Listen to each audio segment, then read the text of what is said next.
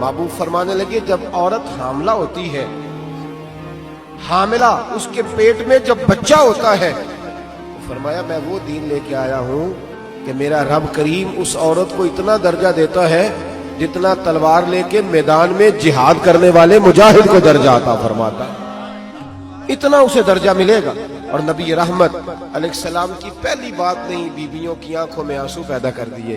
حضور فرمانے لگے سنو، جب کوئی عورت بچہ پیدا کر لیتی ہے تو رب اسے اتنا ہی درجہ دیتا ہے جتنا ایک شہید کو درجہ عطا کرتا ہے۔ اور فرمایا جب وہ عورت اس کا بچہ آ جاتا ہے، اب وہ رات کو روتا ہے، وہ اٹھتا ہے، پخانہ اور پیشاب کرتا ہے، اپنے وجود کو آلودہ کر لیتا ہے، تو نبی پاک صلی اللہ علیہ وسلم فرمانے لگے وہ عورت یہ فکر نہ کرے کہ وہ دیکھو مرد تو آرام سے سویا ہوا ہے اور میں اٹھ کے بچے کو صاف کر رہی ہوں، پخانہ پیشاب دھو رہی ہوں۔ میرے محبوب نے ہر مرتبہ فکر کو، حضور نے زندگی کے ہر شعبے سے تعلق رکھنے والے آدمی کو عزت دی۔ فرمایا بیویو جب تم رات کو اٹھ کے اپنے بچے کی خدمت کرتی ہو، دودھ ڈال کے دیتی ہو، پخانہ اور پیشاب صاف کرتی ہو، تو فرمایا رب تمہیں اتنا ہی اجر دیتا ہے جتنا ساری رات مصلی پہ کھڑے رہنے والے عبادت گزار کو اجر عطا فرماتا ہے۔ اتنا اللہ تمہیں اجر دیتا ہے۔ ہر شخص کے حصے میں، ہر شخص کے حصے میں میرے نبی پاک نے عزت دی، ہر شخص کے حصے میں۔ رسول پاک نے وقار، رشتوں کو حضور نے اتنا مضبوط کر دیا، اتنا مضبوط کر دیا کہ رشتے رشتے نہیں درد بن گئے۔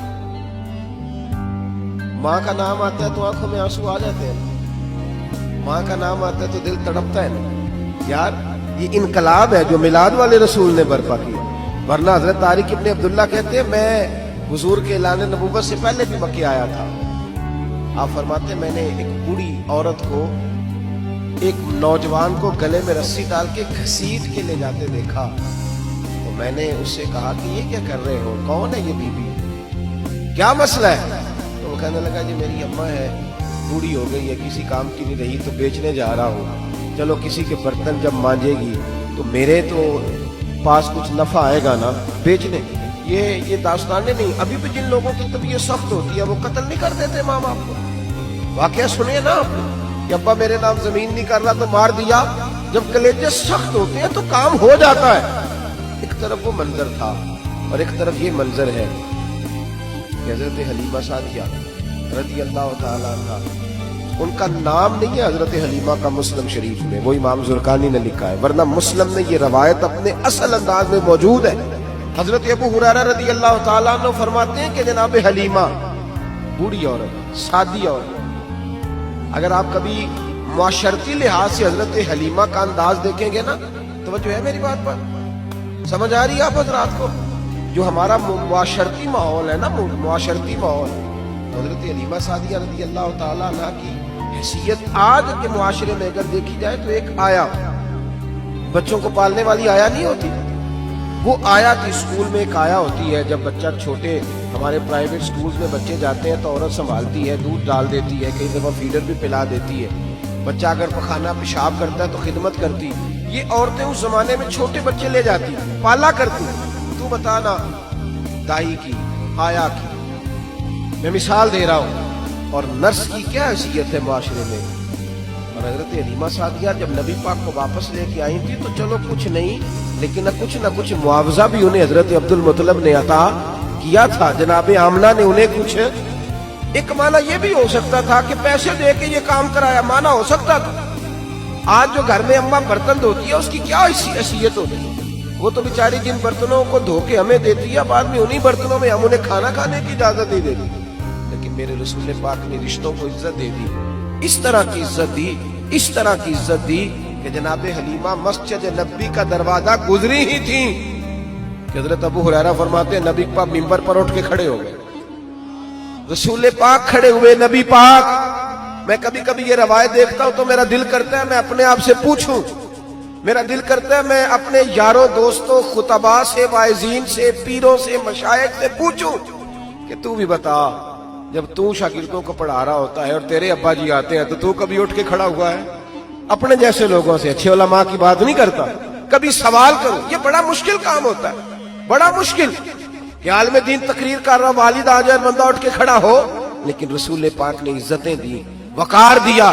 जनाब हलीमा दाखिल हुई तो हुजूर मिंबर पे खड़े हुए और इतनी तेजी से हुजूर आगे बढ़े, अपनी चादर को उतारा और फिर मेरे रसूल ने जमीन पे बिछाया और फिर हजरत हलीमा सादिया बैठ गई। और जनाब अबू हुरैरा फरमाते जितनी देर नबी पाक उनके सामने बैठे रहे अत्तहियात की हालत में बैठे रहे।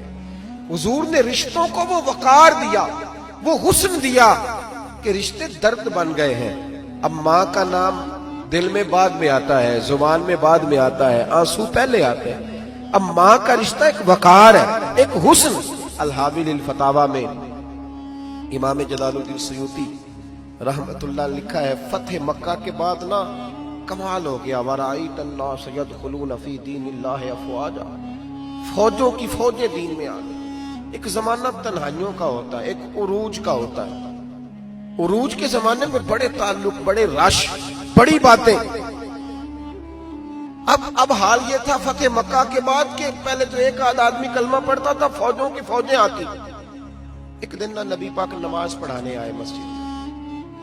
मेरे नबी पाक सल्लल्लाहु अलैहि वसल्लम जब मस्जिद में आए तो मस्जिद खचा खच भरी हुई, गलियां भी भरी, 10,000 के करीब लोग मदीने में जमा हुजूर के पीछे नमाज पढ़ने के लिए। पढ़िए सल्लल्लाहु अलैहि वसल्लम। नबी पाक सल्लल्लाहु अलैहि वसल्लम तशरीफ लाए ना, जैसे ही मस्जिद में दाखिल हुए तो 10,000 का मजमा उठ के खड़ा हो गया। हमारे लिए लोग खड़े होते हैं तो हमारी आंखें पुरनम नहीं होती, बल्कि हम अपना हक समझते हैं। हम कहते हैं इनका बनता है खड़े होना। हालांकि भाई दुनिया सब के लिए खड़ी नहीं होती। जब कोई खड़ा हो ना तो नजर झुक जानी चाहिए और तेरे दिल में ख्याल आना चाहिए कि या अल्लाह मुझ पे रहम ही रखना, ऐ अल्लाह मेरी पर्दा पोशी करना, या अल्लाह ये तेरी दी हुई इज्जत है, मेहरबानी कर, खुफिया तदबीर से महफूज फरमा। कि हमें एहसास नहीं होता इल्ला माशाअल्लाह। अल्लाह के महबूब दाखिल हुए तो 10,000 का मजमा खड़ा हो गया। 10,000 आदमी खड़ा हो तो एक कैफ बनता है। तो मेरे जैसा आदमी तो वेस्टकोट सीधी करने लग जाता है ना कि बड़ी शान है जनाब, कॉलर ठीक कर लो, दस्तार सीधी कर लो, क्या बात। इतने लोग भी कभी किसी के गाड़े के पीछे भागे। लेकिन नबी पाक का अंदाज क्या था? रसूल पाक की आंखों में आंसू आ गए। 10,000 आदमी खड़ा हुआ, हुजूर रो पड़े और इतना रोए कि जनाब अबू हुरैरा रदी अल्लाह ताला अन्हु फरमाते हैं कि मैंने नबी पाक के सीने से आवाज निकलती देखी। जब आदमी ज्यादा रोता है तो सीने से आवाज आती। हुजूर रोए कि सीने से आवाज आई। आप फरमाते हैं फिर हुजूर ने आंसू पूछे, फिर नमाज मुकम्मल हुई। जब लोग चले गए तो हज़रत अबू बकर सिद्दीक उठ के करीब गए, कहा या रसूल अल्लाह सल्लल्लाहु अलैहि वसल्लम, आज कोई वजह नहीं थी रोने की, आप आए हैं और रोना शुरू कर दिया। तो मेरे महबूब फरमाने लगे, आज जब मैंने अपनी वो शानें देखी, वो मकाम देखा तो मुझे अपनी अम्मा की याद आ गई, माँ की याद। रिश्तों को वो इज्जत दी, वो वकार दिया, वो हुस्न दिया।